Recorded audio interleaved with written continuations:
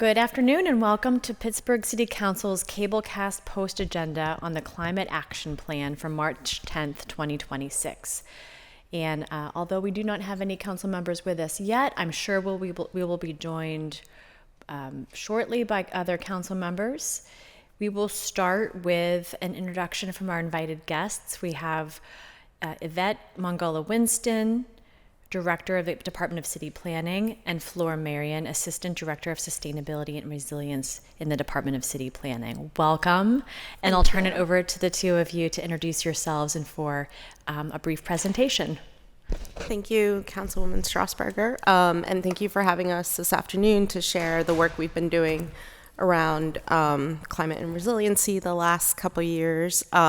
Flora to my left is the assistant director in charge of that work, and much of her team is actually behind us. So also just want to recognize that they do an extensive amount of work across many areas, and so we've tried to do this presentation as an overview across the various elements of the work, but we can provide much more detail following this, or if you reach out to us if you have specific questions about elements of the climate action plan. So hopefully today is an overview and just beginning of a continuous conversation about where we're headed. So, Flora. Okay, is it showing? Great. So good afternoon, council members and public online. Thank you for joining us today on this session on an update on the Climate Action Plan 3.0. My name is Flora Marion. I have worked for the city for over 8 years and I've been leading the Sustainability and Resilience Division for a little over 2.5 years. As you can hear, I am an immigrant from France. I have been in Pittsburgh for over 17 years. I have now a custom French in their accent, so feel free to ask me to repeat a sentence or to slow down, that's fine. It is an honor and a privilege to share the great work we have been advancing on climate action to create a safer future for all, where all Pittsburghers can thrive. And I appreciate the director joining me today for this presentation. The advancing is bugging now. No. Okay, we are good to go. So as the director touched on already, since several council members are newer since the Climate Action Plan update 3 years ago, and as well as the director and member of my teams, we will focus today on making council members and Pittsburghers more familiar with our division's work on the Climate Action Plan and the project happening across the city. We'll start by introducing the Sustainability and Resilience team, then we'll look at how climate change is affecting Pittsburgh, what the Climate Action Plan is, how it fits in a broader planning framework, and what our team is responsible for implementing. We share concrete progress in each of the chapters of the plan and close with next steps and practical actions for the residents.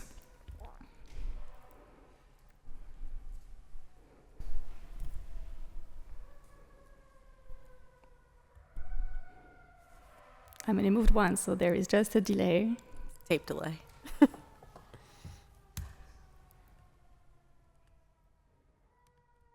Okay, here it is.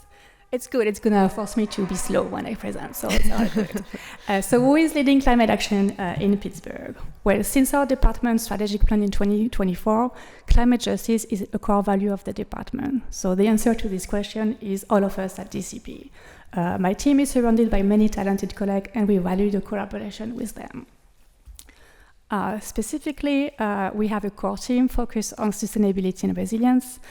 Matt is leading planning for energy, Aftin is covering waste, Isabella grows our green space, Kayla is addressing stormwater issue, Alice collecting data, and Maria is focusing on hazard adaptation.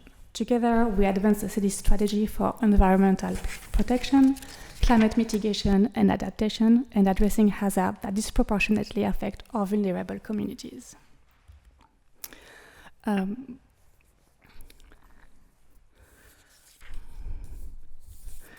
The climate work is citywide. We collaborate closely with DOMI, Public Works, Parks and Recs, Innovation and Performance, the Office of the Mayor, and OMB to deploy climate action. It's truly an all-hands-on-deck effort. I also want to take a minute here to acknowledge the many local institutions and over 250 nonprofits working in this space. The climate action plan update the mayor is proposing will be an opportunity to explore the collective success on climate action in Pittsburgh. I'm happy to come back at the table with many of those partners if we want to focus on one topic more precisely, but it was hard today to choose one or two partners to join me to talk with you here. So climate change impact in Pittsburgh. I want to take a minute here to look at how climate change is already impacting us. It's real, it's happening, and it's impacting our daily life.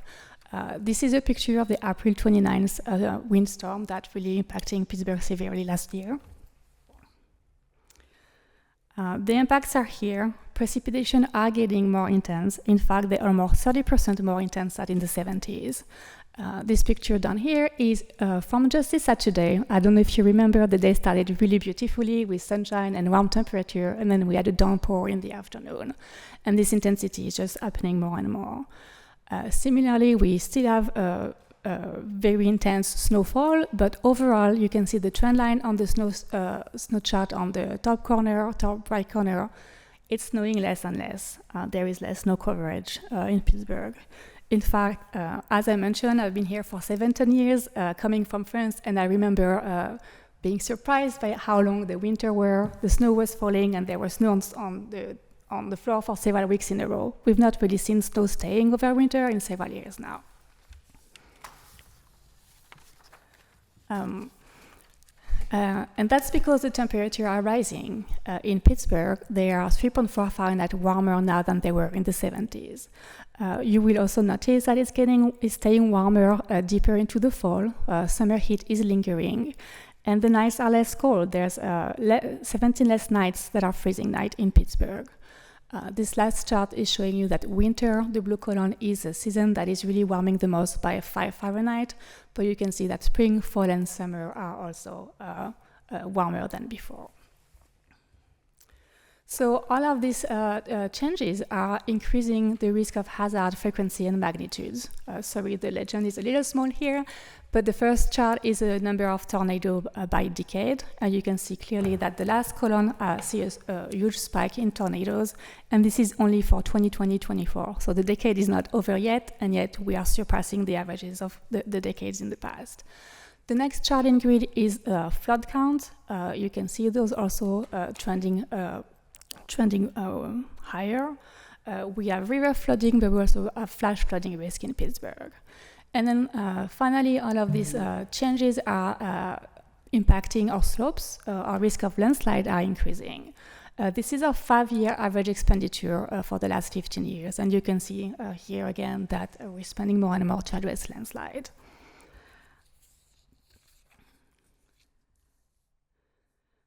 So I know we are unfortunately facing many crises colliding, but these changes are costly and disruptive. Housing, energy, human rights, and climate sit at the nexus of housing, energy, and human rights crisis. And if we don't solve for this tension, it's only going to get worse. So we should not sideline climate solution when we're thinking about those other crises.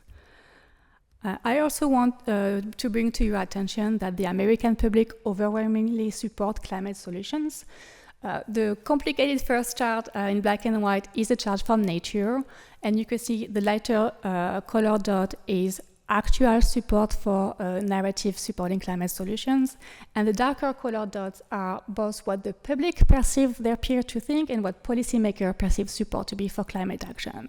So the conclusion of this chart is the public is demanding and supporting climate action, so we should not be afraid to be bold on making those choices. I also wanted to point that 41% of Americans are very concerned about environmental issues. This is the highest they've ever been. So we can be bold on climate. So now we'll introduce what the climate action is.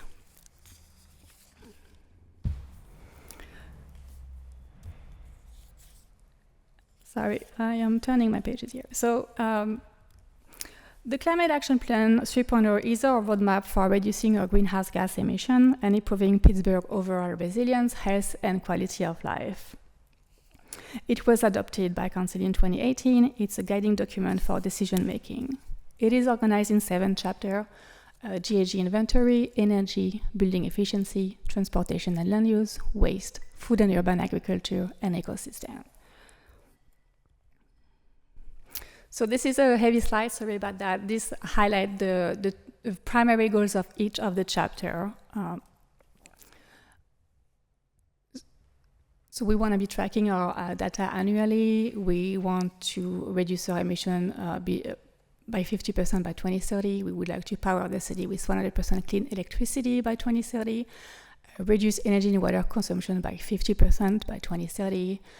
We want to reduce on-road transportation emission by 50%. We want to get to zero waste landfill by 2030. Zero waste actually means 90% reduction. It's not a pure zero. Yes.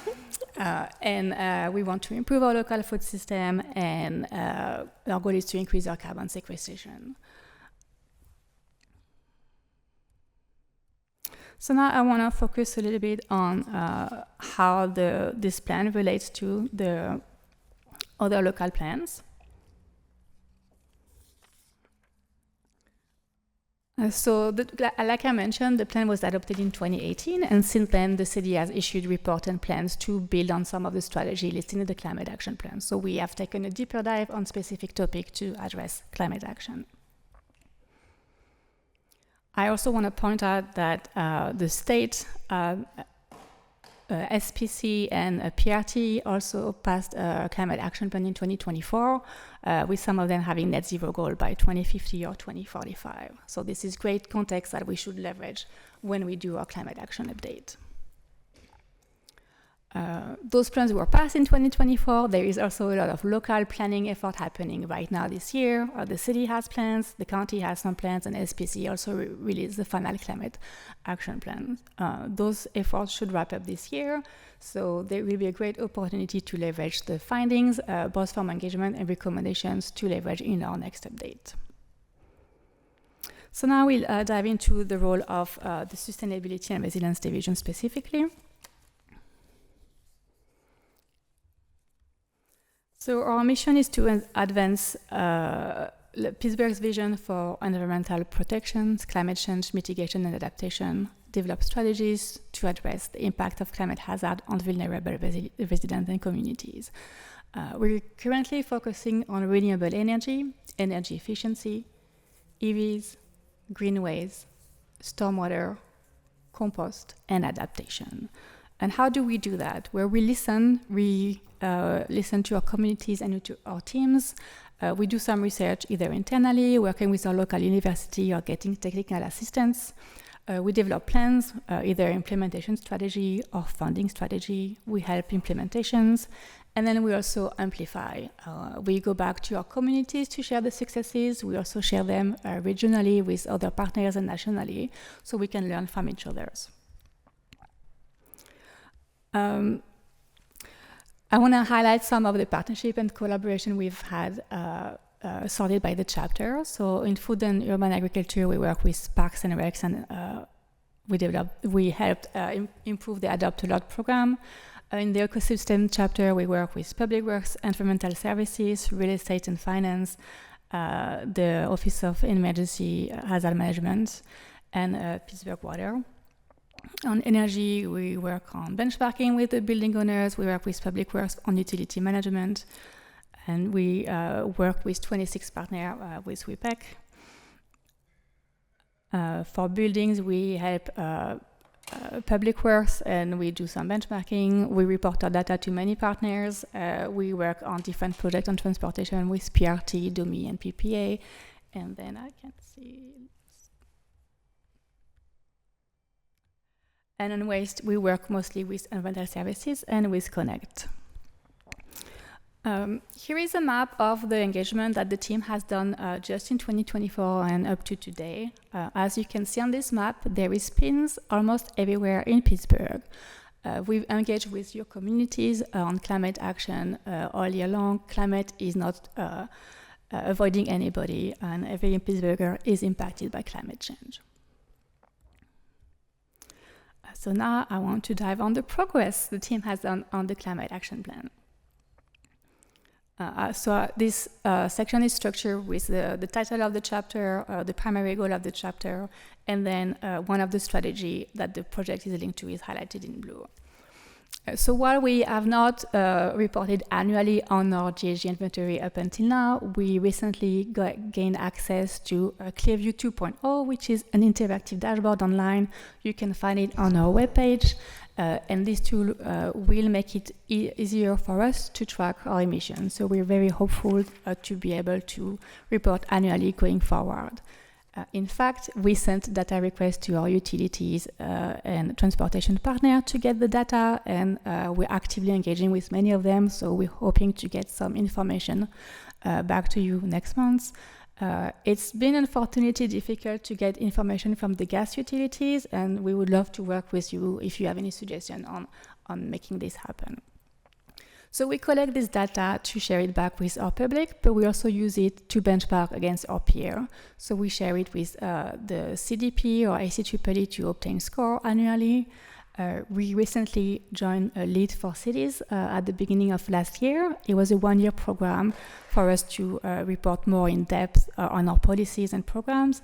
And we just submitted the data. We think we're going to get gold. This is not official, so don't share it yet, but we're waiting for the return report out from Lead for Cities in the coming months too.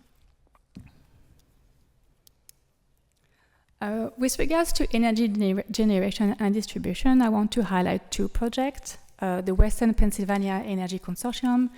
This consortium regrouped 26 participants to purchase power in bulk on the wholesale market. This gives us budget stability because we don't buy all of our energy at once, but we purchase it in blocks, so we can choose the best moment in time to do those purchases. It also allows us to be more responsive to renewable purchase opportunities. In 2024, we were already more than half of our electricity was coming from clean energy, and this model is going to help us achieve our 2030 goal of 100%, provided that the grid situation with the data center and how they will be powered get resolved. There's lots of pressure on the electricity market right now, so they could influence our likelihood to reach this goal.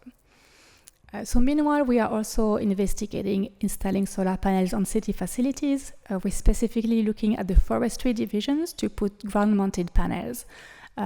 We receive federal funding for this project. It's on pause right now, but we're hoping to get an answer very quickly. And this site should provide more than 129% of the site electricity consumption. With regard to building energy efficiency, we opened MEDIC 4 earlier this year. This is one of our first buildings complying with the Net Zero Ready Ordinance. It's a very low energy using building, but it's also, most importantly, a very comfortable, high quality building for the occupants. So it's really, by following this ordinance, we're increasing the quality of the buildings we give to our city staff, therefore supporting them in doing their job. It's also developing a local skill workforce. Every building that is being built or redesigned for the city is with this requirement require the workforce to match this need, and so with receiving this training on our buildings, we're helping other business owners get access to this talent. You also probably noticed street light being changed in your neighborhood. This is a massive project for the city. 35,000 street lights are being replaced. People are reaching out to ask us how we designed this ordinance, and we're happy to share this information with them. We were in the news, and this will save maybe $1 million. We're estimating $1 million a year once it's completed. I'm hoping this is going to alleviate some pressure on the budget, but I'm also hoping we find a way to maybe reinvest some of this fund in energy efficiency project for the city. We are also working on building an energy efficiency toward helping our residents. During the last administration with Duquesne Light, Rebuilding Together Pittsburgh, Action Housing, we developed Energize Pittsburgh. This pilot is closing now. 40 households received additional energy efficiency or electrification measures. This is an additive program, so those candidates were selected for other programs like stabilization or home repair or weatherization. most of the federal programs have a cap of funding, and so the contractor coming in to intervene in this home are limited in all of the intervention they're doing and have to prioritize the requirement of those programs. So by bringing in this additional source of funding, we're able to leverage them being in the house and maybe demolishing a wall or intervening one way or another to add another layer, and therefore reducing the energy burden of this household. It's been very successful from the resident to the contractors, and we're really looking forward to continue working with this administration and the council to identify new funding. We're also working with Duke and Light and GBA to develop a process for the utility to quantify how infrastructure investment in neighborhood could be leveraged at the PUC level. Now on chapter 4, which is focused on transportation and land use. Obviously, transportation work is led by DOMI. We also have a transportation planner in our integrated planning team. Our team did work on 2 projects. We are helping DOMI with the EV charger infrastructure. We are following the EV task force recommendation, and we'll deploy 100 chargers at 21 sites across the city. For your information, there's already 12,000 EVs in Pittsburgh, and the number of ownership increased by 40% since 2024. So there is a demand for it. This funding is thanks to a federal grant that is on pause right now, but is being resolved in the court, and we're hoping to get the funding released soon. As soon as funding becomes available again, the team is ready to bring those chargers to your neighborhood. We also work with Bike Pittsburgh and RMI to evaluate locations for potential EV charging stations for e-bikes near multifamily buildings. Those residents have more difficulty to charge cars or access those bikes, and they will benefit from it the most. So we have some sites to propose in the next iteration of POGO. On waste and resource recovery, we conducted a composting pilot several years ago that we already reported on, so I wanted to update you on the next phase of this project. We created what's called an ITQ, so we could put our local composter on the ready-to-go list so that they are already on contract with the city. So whenever we decide to run a next iteration of the composting pilot, they're already on contract with the city, so we can really activate these resources very quickly. We also run a pilot with our vendors for environmental and social governance practices evaluation. So we asked some of our vendors to voluntarily report this information to us through a platform called Clupify. We just changed their name, actually. They were a PGH lab, a startup several years ago, and we kept working with them. This pilot helped us identify how we could potentially ask those sustainability questions to city vendors, and ultimately in the future use this data to select our vendor beyond just looking at cost or quality of the project, but seeing how the business itself is incorporating sustainability in their work. And then finally, the Plastic Collaborative reached out to us recently with some proposed update to the city sustainable event guide. And so we worked with them and hoping to put it back on the DPW Environmental Services website. On food and agriculture, this is not work done by the team. Nonetheless, it's helping the climate action plan, so I'm happy to highlight the work here. The city has revamped the Adopt a Lot program to increase access to the program to the residents of the city, and specifically, it's expanding the definition of approved garden elements. They also updated the lease term, and so we're really hoping that this new change will bring more urban farm in the city. And I also want to highlight that Pittsburgh has 3 city farmers that are really advancing access to local food and helping manage the food markets in Pittsburgh. And then finally, getting to the last chapter of the Climate Action Plan, I want to highlight a couple of projects. One of them is our data-driven tree planting for urban resilience.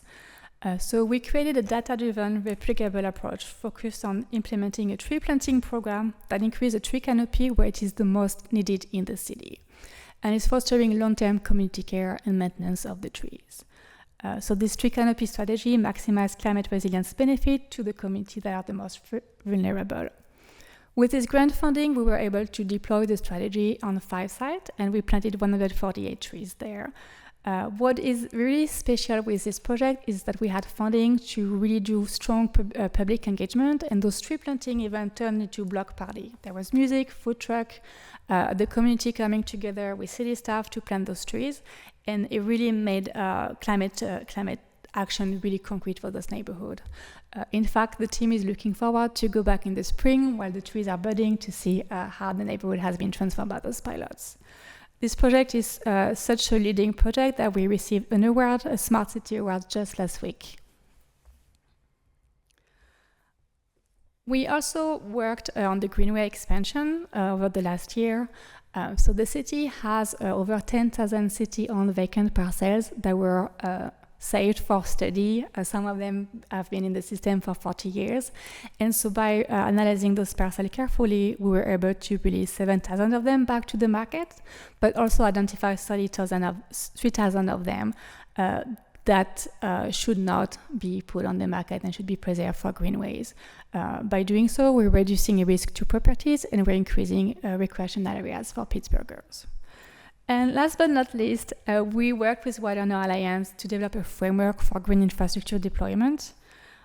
We have a lot of flooding and water quality challenges in Pittsburgh, and so we developed a framework that prioritizes and identify funding for area risk combined sewer overflow, flood risk, and environmental injustice across Pittsburgh. We did the framework in the last year, and now we're piloting a site in Lincoln Lamilton, working with the communities to identify a vacant lot that would be best suited for green infrastructure. This was a lot of information. I'm happy to take some questions at the end. We're also happy to meet one-on-one in briefing or coming back to the table to discuss this in more detail. So our next steps. We will continue to learn, research, plan, and support project and policy implementation. We are actively doing engagement for our greenway and stormwater. We are doing research with several technical assistance partners. I want to give a shout out to the PGS Lab program, where we are currently looking into doing thermal imaging of some of our neighborhoods with drone, so we could identify homes that might need intervention. We have an RFP out for our zero waste and compost plan. If you're a consultant working in this space, please take a look at it quickly so you can give us your proposal before we close the RFP. And we will start working on outlining how we want to tackle the climate action update that the mayor mentioned in this campaign. We will continue to support project and implementation. Like I mentioned, we're looking forward to rolling out the EVs, the solar panels, those programs around energy burden and greenways. In fact, we will come back to the table this year with some legislation around the greenways and stormwater code updates. And then finally, I want to amplify all of the sustainability work happening in the region. Green Building Alliance is having the material and resource week right now. 2 of our city staff are talking at this event. Energy Week is happening at CMU next week. Pitt is having their environmental summit in April, and then finally several of the city staff will be speaking at the National Adaptation Forum in May. There's a lot more event around climate happening in Pittsburgh, so feel free to reach out or look online, and we're happy to connect you. So I hope that seeing all of this action inspired us in the room and online, and so I want to leave this discussion with some recommendation for action for our residents that you can pass along during your discussions. So first, we would like all of Pittsburghers to make a plan for emergency. Ready.gov is a website that will provide guidelines on how to be prepared in case of emergency. Earth Month is coming up in April. There will be a lot of volunteering opportunity, so find out if you want to help a cleanup or plant some trees. There's going to be a lot of events that you can feel like you're contributing to the solutions. I also recommend to talk with your employers if there is a sustainability or recycling pilot at your work, and maybe you can launch an initiative if nothing is happening just yet. We should all grow native plants for pollinator. It's better for nature and it's easier to maintain. And in the same vein, we need to slow down our water in our neighborhoods. So if you have the space for a rain garden or a rain barrel, we encourage you to look into it. You can get a free energy audit with Duquesne Light, and after that you may be able to access rebates to electrify or deploy more energy efficiency in your home. If you are able, you can also look at PA Power Switch to switch to green energy or install solar panel on your home. And then finally, if your vehicle is starting to age, maybe you should consider switching to an electric vehicle or maybe an e-bike. Thank you so much for your time today. As I mentioned earlier, I'm happy to answer some questions now and coming back later for a deeper dive. Thank you so very much, Assistant Director Marion. And Director, do you have anything to add now, or do you want to wait for questions? No, I think for me, this is an amazing recap of, the various aspects of the work. And for somebody who's not deep in, this world, I think having those tangible actions for residents is a lot of what matters in the neighborhoods, what we can be doing to, make slight incremental progress. So thank you. Great. I do want to note that for the record that Council Member Barb Warwick has joined us. And before I turn it over to her for some questions, I wanted to just state that the intention here has been over the years to hold periodic post-agenda hearings on the Climate Action Plan. Because I just happened to be elected for the first time in 2018 when the last iteration of the plan was updated. The intention was to hold one every year to sort of hold our own feet to the fire and say, where are we today or this year versus our goals, our 2025 or 2030, et cetera, or 2050 goals. It hasn't exactly been an annual update, which, has to do with factors including the COVID-19 pandemic and other big shocks and stressors that came our way. But I think this is a really helpful recap, especially as we're looking to 4.0 and understanding, where we are, where we need to collect more information and what action items we know we need, in addition to then putting, another plan together. So I know I have a lot of questions, but I'd like to turn it over to my colleague, Councilmember Warwick, to ask whatever questions she has and anyone else who might join us after. Yeah, thank you. And yeah, thanks for all your work and the comprehensive presentation. One thing I wanted to start with, just ask you about is, specifically around transit, right? That's an area of key interest for me, and I know for a lot of folks. Reducing our reliance on cars obviously is something that we can do. It's good, it's good for the climate. It improves air quality, reduces emissions, reduces noise, improves health. And we're doing a lot of work with DOMI around, the Vision Zero safe streets, right? Like making our streets more walkable, more bikeable, just making them safer. But one area where I feel like we are lagging, and I'm curious if city planning has looked into this at all, is, I don't want to say we're lagging, like there. So the availability of pogo bikes around the city. So obviously we can't, we don't have control over PRT. Although I will say, I feel that the city of Pittsburgh should have a seat on the PRT board, and that as a city, we should be far more engaged with PRT than we are. I feel like historically there's kind of been this not so much so in the past years, but kind of like, oh, that's the county, that's PRT. We don't have any, we can't help, nothing we can do.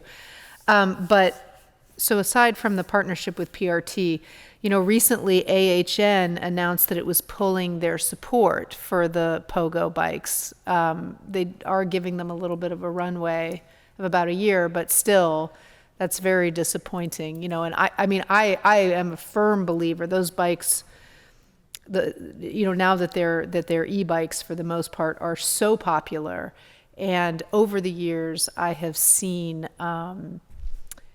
a change, like the more stations that are available, the more types of people you see using them. Like if they are there, people ride them. Yep. And that seems to be. So just, with regards to transit, I don't know if you wanted to speak at all to that, to sort of what you're looking at city planning and how you're kind of bringing together the players. So I will re-emphasize this EV study we did. We had the opportunity to work with RMI, EV, not EV, sorry. They reached out about EVs, and we actually focused on e-bikes because really, like you said, the more we have them, the more diverse the population using them is, and the more we see them around. So it seemed really important to us to look into increasing this access. So I know that Bike PGH has a map of stations they want to roll out now, but we identify 3 stations that are outside of the boundary that would really significantly increase ridership. And DOMI and Bike PGH were really thankful for this study data coming to them. We have a transportation planner that is not on my team. I don't know if Andrew briefed you enough there to add. Yes. Yeah, I want to add a couple of things actually because I actually have a very close partnership with Pogo, with their organization and what they're trying to do. And I happen to have taken one of their community rides in Hazelwood. Mm-hmm. And I was impressed by how they have changed the culture by being intentional about teaching more people to, get comfortable with bikes and so forth. So I think this has raised for me what we can do to support them in getting more of those stations, especially at places that have less transit options and when they're reliable on one primary road like 2nd Avenue. So I think this for me is opening up an opportunity to work closer with Pogo to really think about where those locations are needed, and also in the context of the comp plan, because we are thinking about how people get around better and have more options, that we're not working in a vacuum with what's happening at PRT, and so I'm trying to keep in the big picture of how we manage investment in transportation for people who are here today, but hopefully as we grow, we're gonna need more of it and not take it away. So I think it's something that we need to look at closer. Yeah, I definitely feel, as far as Pogo, we talk a lot about our large nonprofits making contributions. Mm-hmm. Whether you look at, Oakland-based, whether that be the universities or the hospitals, to have more Pogo bikes around the city makes everybody, whether it's students, whether it's healthcare workers, right? It really makes it much easier for people to get to and from their kind of, core locations. And it would be nice to see the contribution there, because it is a funding issue, right? Yeah, at exactly. the end of the day. So I think Pogo, if Pogo had $40 million, that was a conversation I had maybe 3 years ago. We could have a Pogo station within a 5-minute walk of every house in Pittsburgh, and that would completely change the landscape for transportation in this. We would be a bike city within 4 years. So I think that's something we can dig more into near term and explore what are other potential funding sources and so forth. Yeah, as it's sometimes hard, with the nonprofits, there's smaller nonprofits, there's sort of this idea of you're kind of in charge of figuring out your own funding, but this one is really critical, and the service they provide the city, is whatever we can do to make sure it's that definitely they a bigger can expand. picture issue and not about the organization itself. Yeah, yeah. Okay, the next the streetlights, what a great win. Kudos to DOMI on that, really. And I love that they can be adjusted from a computer. That is... I've never seen them dimmed. I didn't know that was a thing. The north side, I think, is complete. So all of the north side has the street light. The west side is well underway, as well as the Hill District, and I think they're slowly moving east now. Yeah. No, it's really super. I've had a number of residents say, "Oh, hey, it's a little bright," and then the next day it's dimmed. It's very convenient. I'll do another plug here. If you indeed got the streetlight change near your house, call 311 and indicate the intersection specifically. You need to tell them which streetlight you want adjusted. If they don't have the information, they cannot do the adjustment for you, but they are really available to make those changes. So call 311. Yep. I did want to ask, so a little bit, sort of, this is kind of on the topic of EVs with relation to DPW, and what sort of DPW as a partner in reducing litter. It just feels to me like there, and I know it's a very high mountain to climb, but it does feel like DPW could be doing more, but I don't know if that's a funding issue, if it's a training issue, if it's right, like, just whether it's cleaning up litter just as a matter of course, whether it's putting more recycling cans and trash cans around, but then also, of course, collecting those, right? And then the other part of the question is, I have heard some concerns around the EVs with garbage trucks, recycling trucks, about whether those are working out, like as vehicles. So yeah, so I can give a quick update here. So our fleet team were on the leading edge of EV adoption. So we did work with a manufacturer of EV trucks, and it's true that we have gone through a long pilot to really adjust those trucks to make sure they are safe for our drivers and our residents. It has taken some time, but it's important to do the work. We are a city of innovation, so I think it's important that we don't just wait for products to be perfect for us to use. It's also part of our world as leaders to start those first contracts and work with the manufacturer and get the product right. And I want to congratulate the manufacturer and the fleet team. They've been, and DPW will be driving those trucks. They work together over the years to get those trucks where they need to be. And I think they are almost ready to roll out, and we should see them collecting garbage in Pittsburgh in 2026. Okay. Let's see, what else do I have? Oh yeah, my last, so I had an interesting conversation. I don't know if you know Lucy DeBarbaro. Yeah, so Lucy. She's with Energy Efficiency Empowerment. So they raise money so that nonprofits that do affordable housing, like HI, Rising Tide, whatnot, can make those houses energy efficient, right? So she helps raise those additional funds. And she and I were talking about the idea of a home energy score, for houses in Pittsburgh, for selling houses. But anyway, it's an interesting idea. And what I wanted to ask, just sort of legislatively, what are things that council could be doing, right? That we could that then are also something that we could actually implement. Because it's one thing to pass legislation; it's another thing to actually do the thing, right? Yes. So. The Home Energy Score is a platform from the EPA.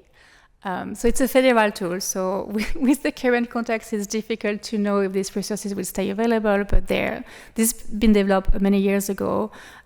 It's been used in several cities. I think we can roll it out in a way that it's not adding any burden on anyone. So I think it's really important for buyers, for home buyers, to know how much a house costs, and even for renters, quite frankly. That's a different, another layer to tackle.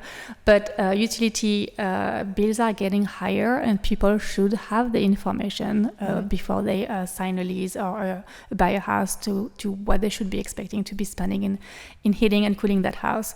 So it's not an easy mountain to climb, but I'm happy to work with you on that, because I truly support the idea of this transparency. Yeah, it would be that would be something interesting to sort of talk with realtors and talk with, maybe even landlords and how you would even, where would that even go, as. Yeah, I don't know if you remember, but several years ago, we added information about solar panels and grid feature on home in the MLS list. So I'm sure we can build on this initiative and see how we could add a home energy score. I don't think I have any other questions. And, more tree planting. I just have tree planting with a star. Yes, as much tree planting as we can do. So anyway, thank you. I appreciate it. Thank you so much for your questions today. Thank you, Councilmember.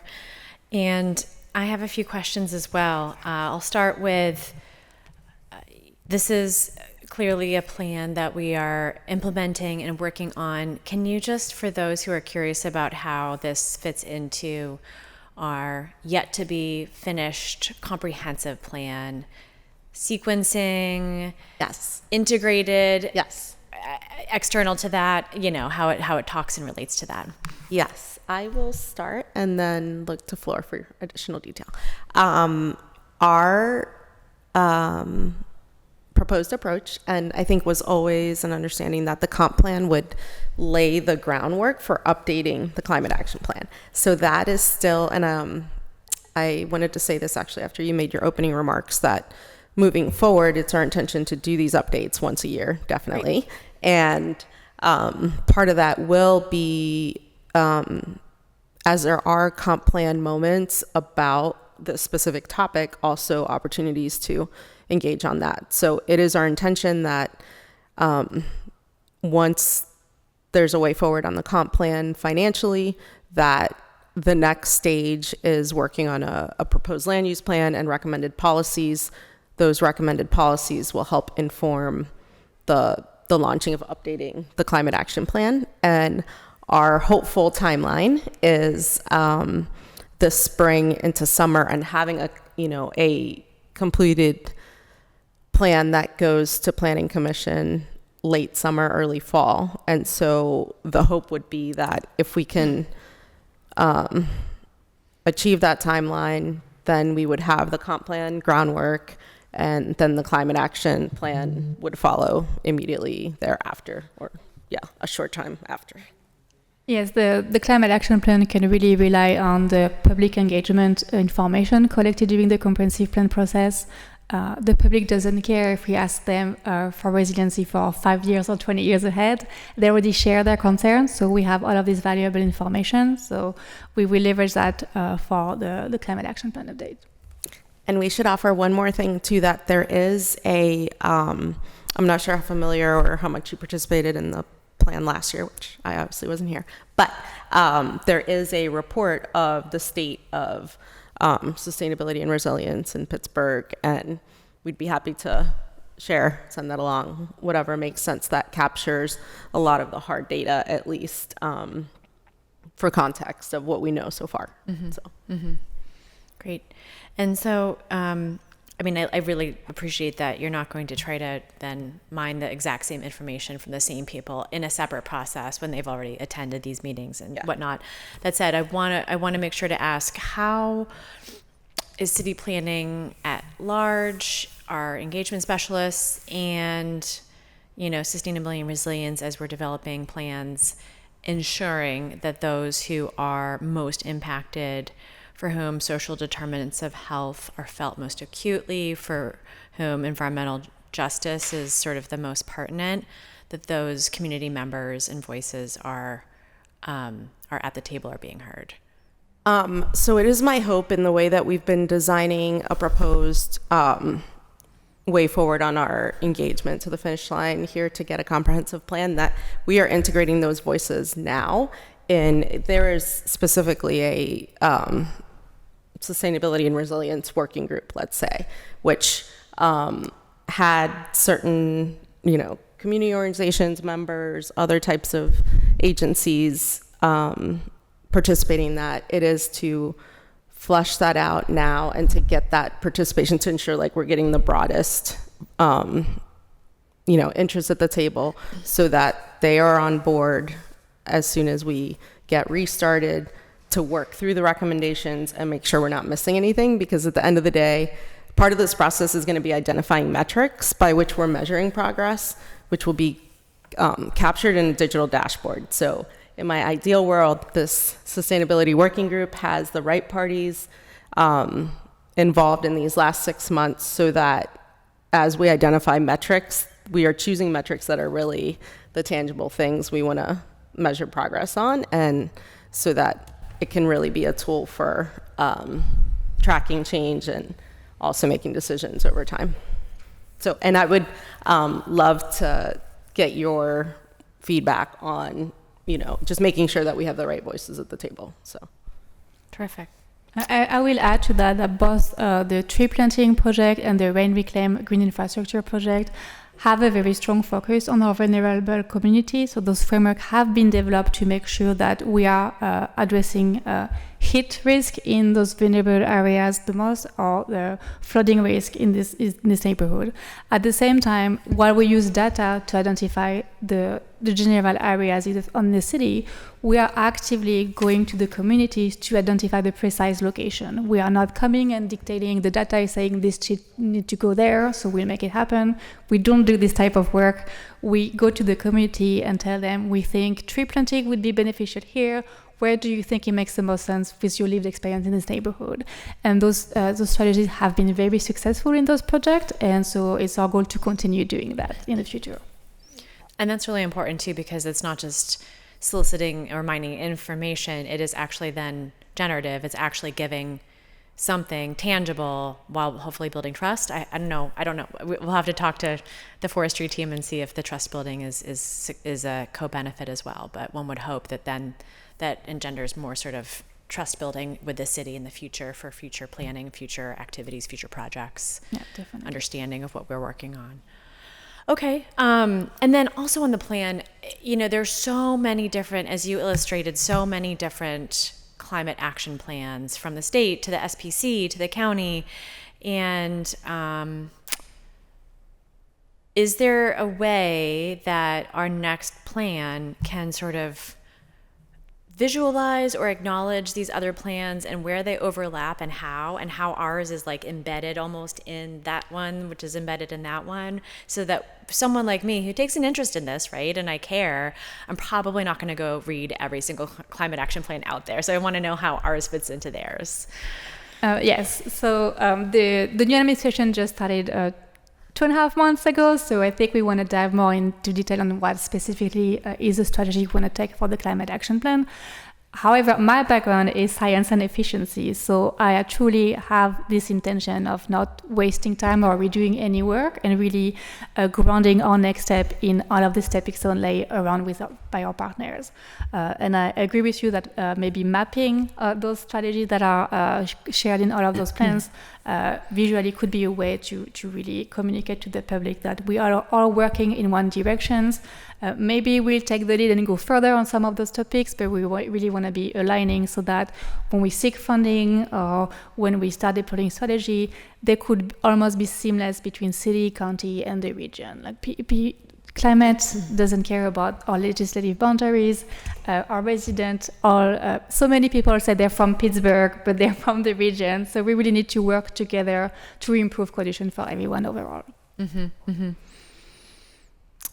Well, that's really helpful. And then pivoting a little bit, I know that the best, talking about costs a little bit. So one is, we know that sometimes we have to spend money to save money, especially as it relates to energy efficiency. I think the LED streetlights are a perfect example. If that's $1 million, that can be reinvested. I agree with you. Hopefully back into, I know we really have so many financial needs at the city right now. I know just as well as everybody, but it would be amazing if that could sort of be dedicated to additional, almost like a revolving fund, right? Like additional costs that will reduce energy and result in additional financial savings down the line, and again and again and again. But is there I feel like there's another part of the messaging missing. Is there a way to quantify, either with specific examples, like just in flooding or just with landslides, the costs of climate change to the city if we do nothing, right? If we're on the status quo path, what is it costing us? And so therefore, like, yes, we have to do this to spend money, to save money, but also what is it costing us if we do nothing? Yes, there's definitely many models and study on the cost of doing nothing, and it's getting dire and dire. Sustainability is good business. The argument in the past that maybe it was more expensive to do some of this work is really disappearing more and more. I don't have numbers right now, but I'm happy to come back to you. We have some of this number quantified already for some of the project, but we should have that comprehensively. I remember attending a joint post-agenda, or whatever they called it, a hearing with County Council, where a group, the Center for Climate Integrity, had quantified like what flooding had cost Allegheny County as a whole. And it'd be great to have kind of that similar data for Pittsburgh, because people see the storms, people experience the windstorms. what is that costing us as not just the people who live in the city, but like the city government. And so therefore we need to, yes, adaptation, resilience, and then spending money on what all our pretty like significant role that we can play to offset the emissions that that we would otherwise be contributing. Yeah. Yes, so like in this slide we had the actual city cost from the landslide, but we're happy to continue exploring and quantifying the cost. Yeah. There's economical cost to businesses that are slowed down when these events are interrupting businesses. Mm-hmm. There's health cost. There was a study recently linking air pollution to death in Pittsburgh. Mm-hmm. So all of these impacts that maybe are not traditional metrics are more and more important to keep track of because they're increasing. Yeah, absolutely. And then sort of related to cost, but more on business owners, especially residents, we know that cost of living is going up, is increasing for everybody, and electricity costs are just, even Duquesne Light and utilities, it's out of their hands, right? It's at the sort of like regional electric level. So is there anything that we can do as for a sort of a multi-solver effect as we're embarking in energy efficiency retrofits, and yes, everything that we heard today? Are there any kind of even spitballing creative ideas that you've had amongst yourselves around ways that individuals can can see those savings, can get a tax rebate for X, Y, and Z, so that can be contributed to, if they make those retrofits at their home? I was even just visiting with a West Oakland resident yesterday saying, like, what happened to all of the funding so that I can repair my home and my fourth generation homeowners can repair their homes? We know whole home repair was something that now County Executive Innamorato and others championed at the state level when they were state reps. When it's not federal funding, it's harder to get that money dedicated. I know that there's county level interest in that, but like the simple version of this question that I've just rambled on and on about is, what can we do to help reduce individuals and business owners' electricity costs or utility costs? Is there anything that can be done and embedded in this plan that kind of solves both? I think there is an opportunity for us to participate more at the Public Utility Commission, the PUC, even PGM, at the state level. All of those electricity decisions are being made outside of our framework, but we have a voice. We're the second city of the state, and so I think if we organize to be more vocal about how we want to support our residents is a very important first step. I want to highlight again the free energy audits from Duquesne Light, where people could get a baseline of the intervention they need to do in their homes. And with electricity costs increasing very sharply and with no sign of slowing down, it's going to make sense to spend this little bit of investment if you're able to save on your energy bills later. And for our vulnerable community, there are several programs. There's more demand than there is funding available, but you should nonetheless apply to those funding so we get a sense of the population that need access to those funds, and we can be creative in fundraising to augment those programs. Yeah, great. So we should take a stronger role. I mean, we know Governor Shapiro has been vocal around the PJM issues, and maybe cities can organize as well to be a voice. And that's great. That's great.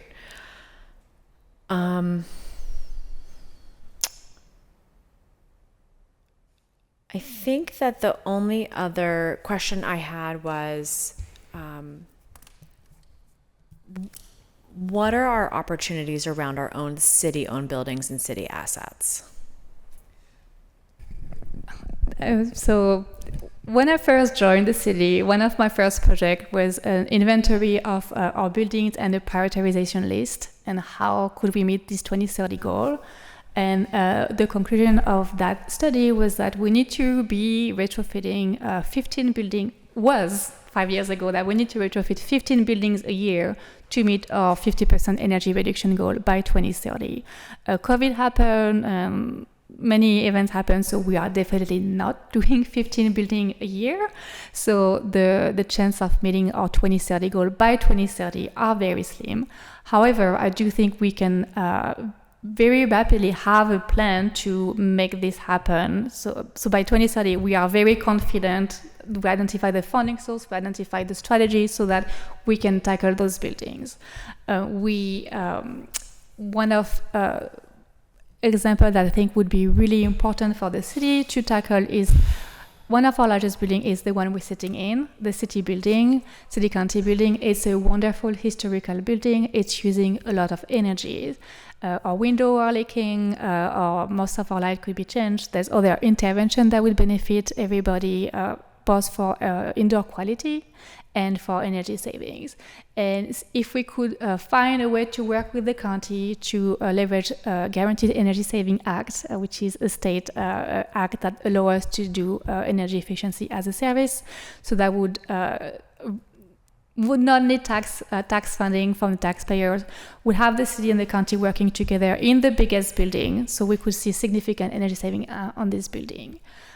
The county is using Giza for their buildings. The state is using Giza for their building. Philadelphia is using Giza for their building. I am confident that we can find a way to use this tool for retrofitting our buildings. And in addition to that, I really want to highlight that Pittsburgh has old buildings. That is true for our residents. That is also true for ourselves. Our fire stations, our divisions, our police stations are very old buildings that don't really meet the need of the occupants, and our workers will benefit greatly of having their working condition improved while we are saving energy. So I really think thinking creatively how we can fund those retrofits would benefit our bank account. It will also benefit our staff and also our residents coming to our buildings. And I think that's exactly right, because we have this building, but then we also have so many buildings. We have the list, right? We have the ordered list of like which one needs it first, and it's a lot of our DPW buildings, it's our fire stations, it's our police, stations. So we know, in addition to the CCB, which ones need the retrofits, and if we can make them energy retrofits all together and use the future savings to pay up for the upfront cost in part, it takes money up front, but I also see the opportunity for a workforce development piece in here too. I know we had gone for an EPA grant that would have included that for housing. I think the same is true for any kind of energy retrofit project, is how do we work with workforce development agencies to help train the next generation of contractors, of skilled trades of all sorts that are aware of, energy efficiency and what buildings are the building potential that we have. So this is definitely a priority of mine over the next few years. I'm really looking forward to sort of digging in and seeing how we can make this happen. I know it feels impossible during the financial squeeze that we're in, but I think we have to keep on looking to the future and see what's next, and not just being mired in the present. So really appreciate, the work that you've done up until now to quantify it, and looking forward to working with you. I don't think I have any questions. Councilmember Warwick, thank you for attending. Hope my colleagues will tune in. We're tuning in, or will tune in later. I'm sure that some of them are watching from their offices. And anything else that either of you would like to add that we didn't get a chance to cover in a detail? Sorry.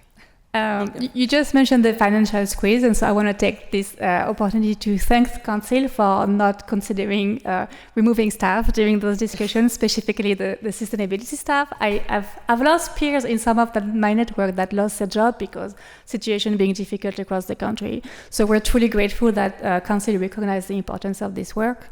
And I also want to thank my family, my friends and staff for all of the support today to prepare for this meeting today. I was delighted to share all of the great work we're doing, and happy to continue working with all of you on that. Thank you very much. Yes, second to all of those. But also something you said just struck me in terms of, I think for me, especially being new to the department, and what I'm hoping we can work on is, to the degree that we can, one, put things in the comp plan that are going to help us make decisions about those investments. So if you're saying, yes, we know we have a bunch of buildings to invest in, but like, are there criteria around which ones get to go first? Like, is that something that could be one of the recommendations in the comp plan? And so I'm just trying to think through, like, what are things that are going to be useful for government that we can put in the plan now. So as you think of those things, please like email us, raise them. And then number two, while today I think we see Flora's team is doing an incredible breadth of work. And I think now if we can begin to maybe like focus, if we need to focus on a couple key measures to advance in, like if we say reducing energy costs or getting more bikes or whatever it is, like I feel like there is an exercise of like identifying a handful of things that we want to make progress on quicker so that we can invest more energy in like finding funding, getting the partners in place. Like, so just now that you've kind of seen like so many things that are possible, I do recognize that there's a finite amount of money, there's a finite amount of people bandwidth. Can we work together to figure out like what are the most important things to the city right now so that, in 2026 we're going to focus on this thing, and then 2027 so forth and so on. So it would be helpful, I think, to have more discussions about that. Mm-hmm, mm-hmm. Yeah, and to the point that you made, Director, when we're interviewing you publicly at this table, you had mentioned Chattanooga and just how impressive, right, that city is in leveraging its outdoor recreation assets, and we have similar assets, right? It strikes me that as we're creating these priorities, yes, it's about the cost savings. And yes, it's about the sheer amount of climate emission reductions that we can achieve, or energy reductions, or waste reduction.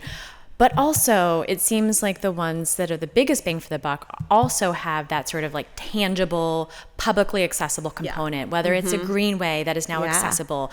And now we have a signage to show like, oh, like, look at this thing here that we never knew existed, or the pogo bikes expanding, or the things that like people who live here and visitors can feel and experience is really important right now as we're trying to attract more people to Pittsburgh. That's actually a great point, because I also, she didn't make it to council, but yesterday my 18-year-old who's a freshman in college shadowed me and was trying to see how city government works, and we were talking about downtown and PDP's recent downtown meeting and the state of young people are making the point that like there needs to be more free things to do, right, and places to be. And like we've heard about third places, so I had to explain to Gabby what third places are, but somewhere where you can hang out, experience the city, not have to pay for things, so forth and so on.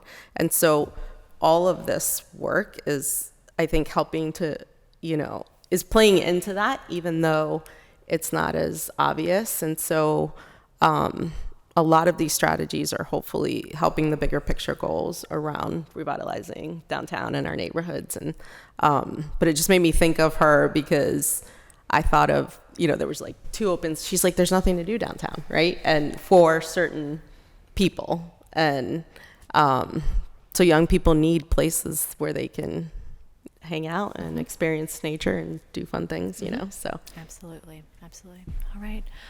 Thank you both. Thank you all. Thank you everyone in the department and in the office for your work prepping here today, whose voices might not have been heard, but certainly came through. And I will adjourn this meeting, this post-agenda meeting. Thank you so very much again.